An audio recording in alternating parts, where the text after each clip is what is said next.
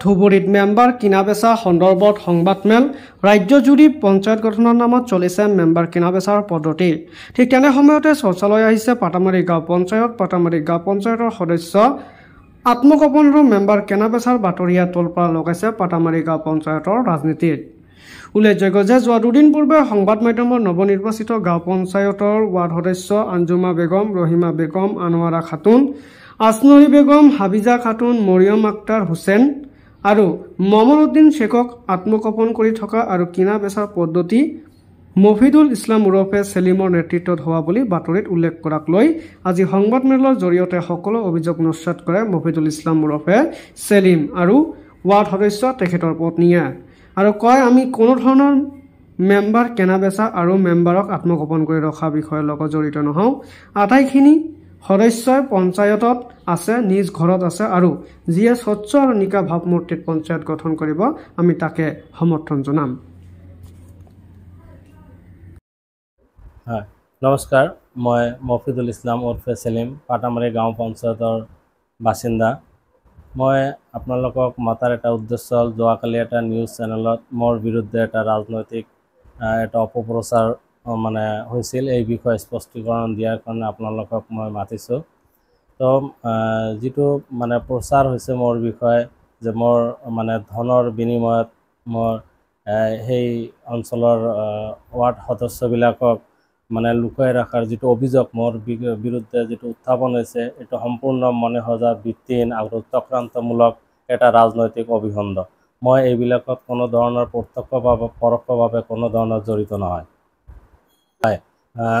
তো এইটো এটা ৰাজনৈতিক অভিসন্ধি, যিটো এইটো প্ৰচাৰ হৈছে যে যি 6জন ৱাৰ্ড সদস্য আত্মগোপন কৰা বুলি যিটো অভিযোগ উত্থাপন হৈছে, তাৰে ৰহিমা বেগম যিজনী ৱাৰ্ড সদস্য আছিল, 2 দিন আগত হস্পিটেলত এজন ছোৱালী জন্ম দিছে, তাই এতিয়া বৰ্তমান ঘৰত। আনোৱাৰা খাতুন তাইও ঘৰত, আসনুৰী বেগম তাইও ঘৰত আৰু 2জনী বাপেকৰ ঘৰত যোৱা বুলি মই জানিব পাৰিছোঁ। আৰু আত্মগোপন কৰা বুলি কৈছে, মই আপোনালোকেতো চকুৰ সন্মুখতেতো স্পষ্ট হৈ আছে। হয়, এইটো সম্পূৰ্ণ এটা বিৰোধীৰ এটা চক্ৰান্তমূলক ৰাজনৈতিক অভিসন্ধ বুলি মই ভাবোঁ। এইটো নিৰ্দলীয় হিচাপত আমি প্ৰতিদ্বন্দ্বিতা কৰিছে মোৰ ৱাইফে। আমি নিৰ্দলীয় হিচাপত বৰ্তমানলৈকে আছোঁ। আৰু এতিয়া মই পাটামাৰী ৰাইজক তথা এই সদস্যসকলক মই এটা আহ্বান জনাওঁ, আপোনালোকে এজন নিকা ভাৱমূৰ্তিৰ এজন সভাপতি বা সভানেত্ৰীক আপোনালোকে এটা নিৰ্বাচন কৰক, যাৰ দ্বাৰাই যাতে ৰাইজৰ উপকাৰ হয় আৰু সেই আমাৰ সীমামূৰীয়া যিটো অঞ্চল, একেবাৰে ধুবুৰী সমষ্টিৰ পিছপৰা অঞ্চল, সেই অঞ্চলৰ ৰাইজৰ উন্নয়ন কৰে এজন প্ৰতিনিধিসকলক যাতে আপোনালোকে নিৰ্বাচন কৰে, সেইটোৱে মই সেই সদস্যসকলক বিনম্ৰতে অনুৰোধ জনাইছোঁ।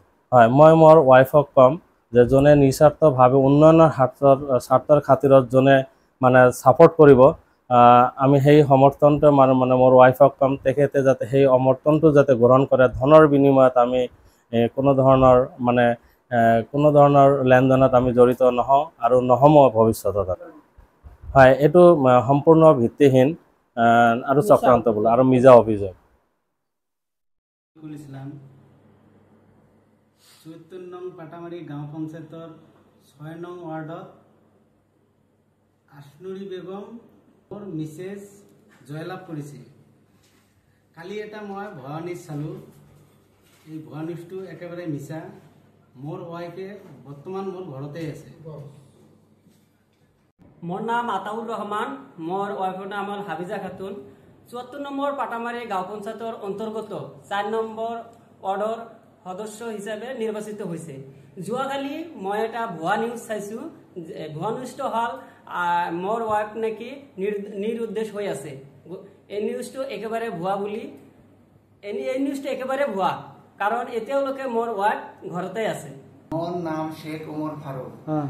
৭৪ নং পাটামাৰী গাঁও পঞ্চায়তৰ অন্তৰ্গত 2 নম্বৰ ৱাৰ্ডৰ পৰা মোৰ মিছেছে ৰহিমা খাতুন ইলেকশ্যনত জয় লাভ কৰিছে। মই কালি এটা ভুৱা নিউজ পালোঁ। মোৰ ৱাইফে এতিয়ালৈকে মোৰ ঘৰতে আছে। মেডিকেলৰ পৰা এতিয়া মোৰ ৱাইফে ঘৰলৈ গৈছে 17 তাৰিখে ভৰ্তি হৈছিল ডেলিভাৰী কেছত আৰু 21 তাৰিখ 20 তাৰিখত ছুটি লৈ কিনে ঘৰত গৈছে।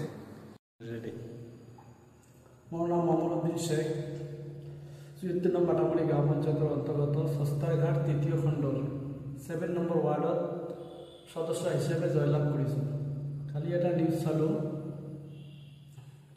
এইটো থাকিম আলি 74 নং পাটামাৰী গাঁও পঞ্চায়ত অন্তৰ্গত সস্তাৰঘাট 2য় খণ্ড 5 নম্বৰ ৱাৰ্ড।